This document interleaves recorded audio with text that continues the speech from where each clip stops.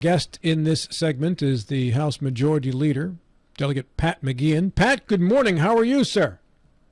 Morning, Rob. I'm doing just great.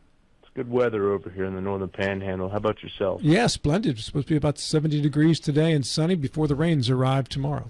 It's a word you don't hear as often as you used to. Splendid. It's a good word. Splendid is a great word. Yeah. Mr. McGeehan is also in education. He teaches at a private school in the northern Panhandle. What school are you teaching at, sir? Well, I'm the dean this year. I don't teach as much. I teach 3 courses, but it's Madonna High School. It's south of where I live in Chester, about 20 minutes in Weirton. Yes. Yep. Speaking of Weirton, what is the story with the steel mill there and the projects that were supposed to follow that may not now? I read an article on Metro News not too long ago, and I believe you forwarded me a similar article recently about the situation there, which did somebody renege on an agreement? Yeah, I mean, it was disappointing. Yeah, I got the word, I don't know, a week and a half ago or so, Rob, that they had scrapped their plans for a distribution transformer manufacturing facility. So Cleveland Cliffs owns the tin mill in Weirton, and they idled that tin mill in Weirton early last year. Maybe I think they fully idled it in April of last year. And well, after that, I got wind there may be interest within that corporation of establishing a manufacturing facility for these distribution transformers for the electrical grid. So I reached out and started discussions over it, and that resulted in a meeting with the CEO of Cleveland Cliffs at their corporate headquarters last summer. And he had in attendance their entire executive team, and I dragged a few other guys from Charleston up with me. And, he gave me his word that they would, not only prioritize this project as their number one, priority for the company, but they wouldn't worry about any kind of partner. There was talks at first that they might want to partner with someone else in doing this project. But at the meeting they said, we don't really need a partner. They were just going to do it themselves, and they'll produce 600 jobs averaging around $75,000 in salary a year to put the steelworkers back to work. And, anyway, after that I worked for the next several weeks putting together what resulted in a $50 million incentive package from our Economic Development Authority. So the CEO said they wanted to make some big announcement. And I'm not really into public ceremonies like that, but the CEO said, no, we want to make this public announcement. It would just be for the steel workers to publicly let them know they're going to be putting them back to work soon. Don't move away. They asked me to speak at the event, but when I showed up on the day of that event for this big announcement that they're going to move forward and install this new manufacturing facility, there was hardly any steelworkers in attendance. Maybe a half a dozen. They were using the back of the room like props, dressed up in their attire. And it was an invite-only event with just a press corps, a bunch of politicians, some corporate executive types. And that made me start to feel like the event might have some other purpose beyond what was told to me by the CEO. But, that was a red flag, but I thought, okay, well, whatever. They want to have a public event to make this announcement. All right, whatever, no big deal. But since then, that was last, I think, August, I kept in routine contact with Cleveland Cliffs and just receiving updates on their progress for this, and spoke with them several times during this past regular session in Charleston. And they just continued to tell me ever since last summer, every so often, that everything was on schedule.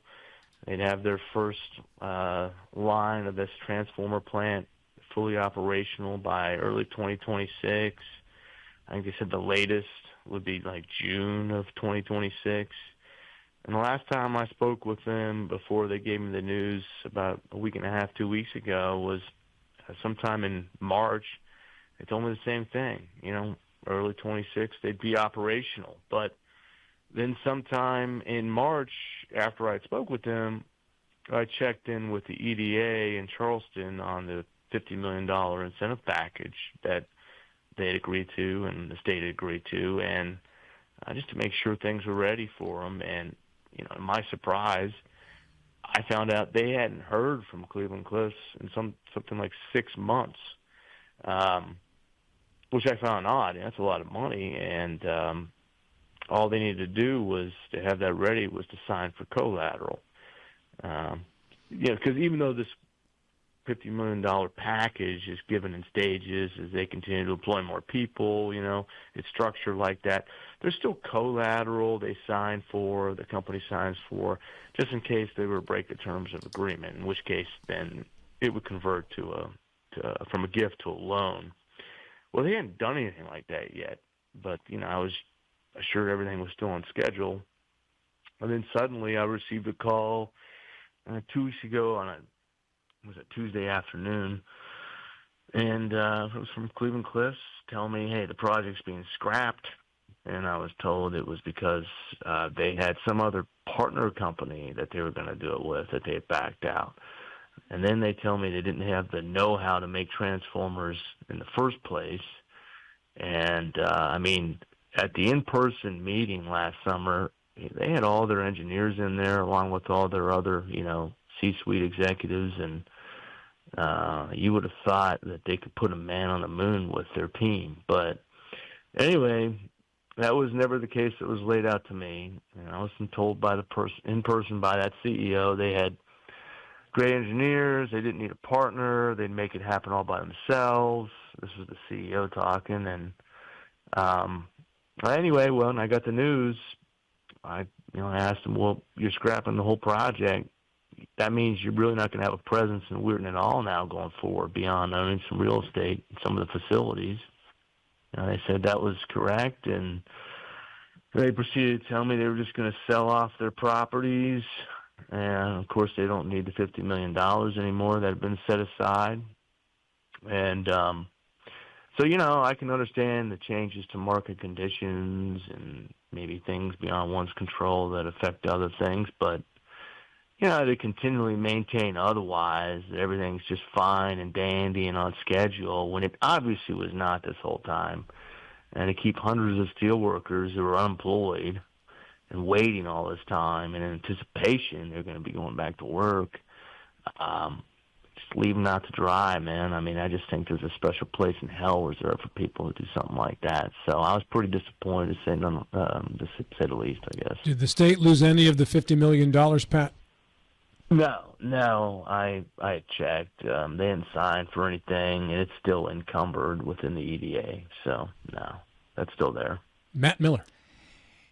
Pat, is that just a risk that you take in big ventures like this? I think back to the days of Sino-Swearingen that was coming here into our eastern panhandle, and there was a lot of noise and talk and newspaper articles and media and so forth, and it never really developed. Is that just one of the challenges you face when you're trying to bring business into West Virginia?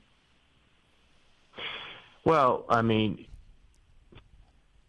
here's the thing that I'm just going to drive home. This man, the chief executive, Lorenzo Goncalves is his name, gave me his word. And him and his government affairs guy, which is basically his right-hand guy, continued to tell me that everything was on schedule. And then suddenly, weeks later, they say, hey, we're scrapping the whole thing. I think that's the driving factor for me. If it was, hey, we're losing a lot of money, it turns out they, had a call a couple of days after I got the news on their first quarter earnings with the stockholders, and, they lost like $450 million or something like that in the first quarter suddenly. So I think they were, I think basically they were Well, I think they had ulterior motives. I'll just put it that way. And they just weren't upfront. They weren't straightforward, and they acted like they were something they weren't. So, it's one thing to take a risk and say, they're going to do something, and then they're giving you updates that are real and not being, well, we'll just say, less than straightforward. And then it's another thing to say, this might happen, or you were going to try to do this, or something like that. So, who owns the current factory and the land around it, Pat? Cleveland Cliffs. And are you aware if there's any other tenant that might be moving into that building in the near future? No, I'm not aware of anything right now. I mean, there was some rumors and talk, but nothing that's real. And has Cleveland Cliffs expressed any interest in selling that property? Oh, yeah. They told me they're going to sell off the property. Now, to who, I'm not sure. Hopefully some local guys can put a bid in and get it and develop some businesses there. And that's the thing, we got to get away from these globalist sort of companies that, as soon as it's not profitable anymore, they just pick up shop and leave everybody hanging. I think we should focus on more organic companies that are embedded within the community and guys that are embedded within the community that are starting new businesses. That's really a lesson we need to take to heart, I think. And something I already knew going into this, but since they were already in Weirton and the CEO was just so committed to this overwhelmingly, I took it as something that it wasn't. Well, it sounds like, they trot the engineers and everybody out there, and then they say they don't know what they're doing. What is their core business? What does Cleveland Cliffs do in other places? Steel, tin, that kind of thing. So, this isn't their core business, but they assured me they knew what they were doing. It's just, I still can't wrap my head around it. Well, let me ask the obvious question here. With President Trump trying to encourage more manufacturing here in America, is there no opportunity for that to be a steel plant or a tin plant once again? I don't know. Possibly, someone else buys it, but you're going to take the same risk. And it's disappointing because manufacturing, especially steel and other things like that, has gone downhill for years and years and years. I don't have to tell you guys about the Rust Belt, and I think the Northern Panhandle can, in some ways, be a part of that. Youngstown, right up the road from the Northern Panhandle, used to be a mega center for steel as well. Of course, Pittsburgh was too, but that's sort of gone by the wayside. But you still had these sort of niche plants that focused on a product that, they could still make a profit at, like the tin mill, basically there. They weren't producing steel anymore, but it was more like tin coils that were especially niche commodity for a narrow market. And so you still have those sort of pockets. But, who knows? Hopefully something comes out of it that could benefit the folks around here. Well, it's just wrong that they strung those steel workers along. In addition to the community, but that's crap. There's nothing good about that. What? That's what I'm really upset about. Yeah, I can tell. That's horrible. There's nothing the state can do, and it's just a matter of they strung you along, but there's no repercussions or anything that come to that business for doing that. No. It's just he's kept these guys waiting, and they could have found other work. A lot of them were literally waiting. Hundreds. And they were telling them over and over again, we're putting you back to work. 600 jobs. It's not as quite as big as how many employees they had in the tin mill, but it was 80% of that almost. So. House Majority Leader Pat McGeehan, our guest here on the program. If you're driving into Pittsburgh and you're on 51 northbound, it's south of Pittsburgh, but it's 51 north. You go through a little town, the outskirts of it, as you cross the river, called Clairton. And Clairton has Clairton Coke Works, which is still owned and operated by U.S. Steel, and it's the largest coking operation in North America. So these places still do exist in these, but they're more specialized now. Pat, it's not the gigantic facilities where 2,000-3,000 people worked anymore. They're much more boutique style things in the way that they operate, if that's the right way to put it. Yeah, that's right. And there's still potential for that mill, I would suspect, especially if there is this renewed emphasis on manufacturing in America. And manufacturing steel in America still has to be a very important thing. We don't want to be dependent on China for our steel. No. There's a lot of problems with that. Hey, Rob, can you tell those of us who did not grow up in a steel town what coking is, please? Well, I'm not the guy to define that for you, other than it's a big part of the operation for making steel. We were just like, coking, okay, what is that?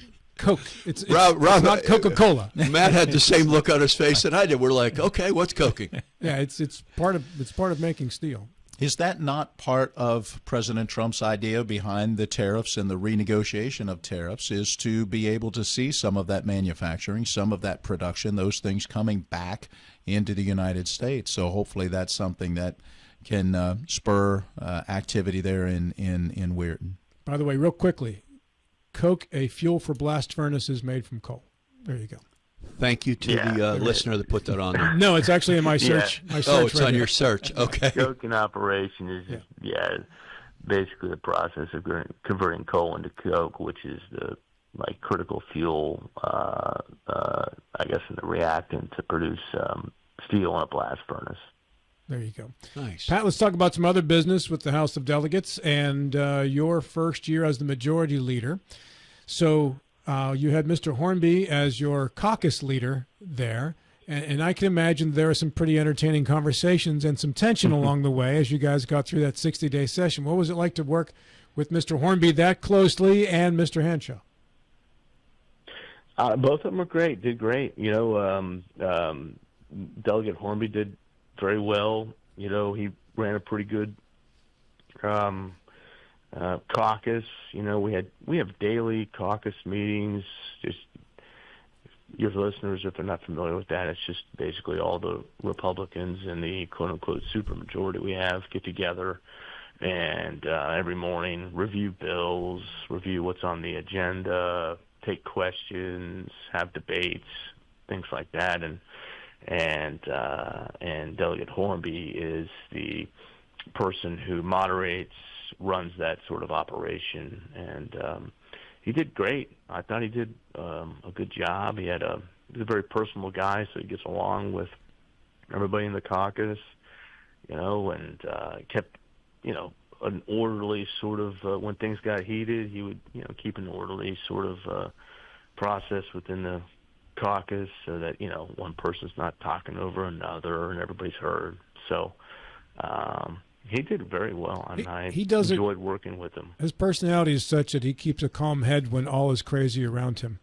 Hey, you are at Madonna as the dean, so tell me how you folks are interpreting the executive order from the governor on vaccinations, and if that's changed your policy at a private school or not.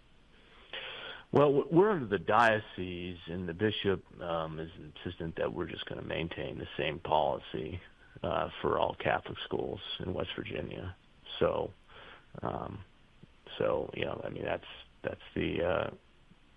that's the bishop's call, and that's the I guess the current policy that we're going to continue to follow. So, and the executive order, I don't believe applies to private schools.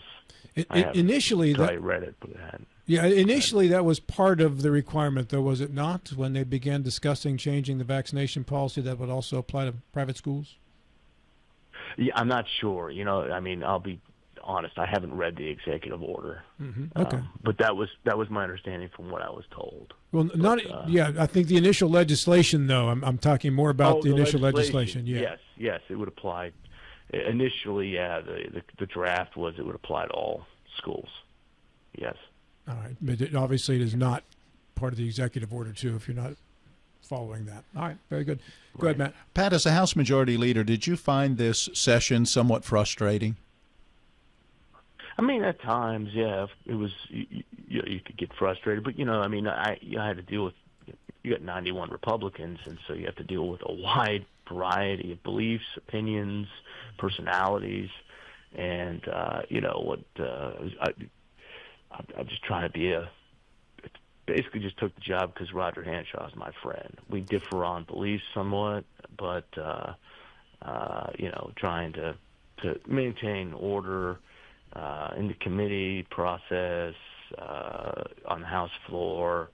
It could be difficult at times, but I think overall, it was productive. I know a lot of people were frustrated with it, but we all hung together, I think, and some good things came out of this past session, despite a lot of people that think the contrary.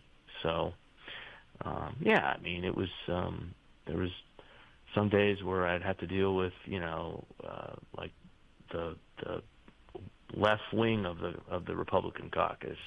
Had a guy come up to me and at one point and tell me he wanted to make an amendment to a bill that would mandate that everyone had to be taught critical race theory, which is derived from Marxism. And I thought, well, I would advise against you making that amendment.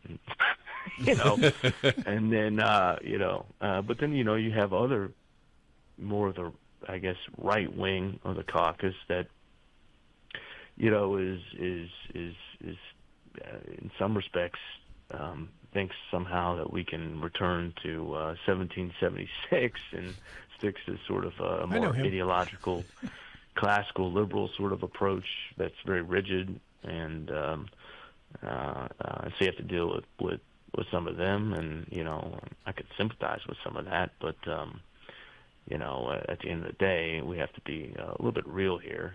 The government does have a role in economic development. The government should have a role in promoting the common good. The government should have a role in some of these other things. And so, and if you don't have people acting in good faith, a parliamentary system like, the House of Delegates or State Senate or any other system like that can quickly unravel and become chaotic.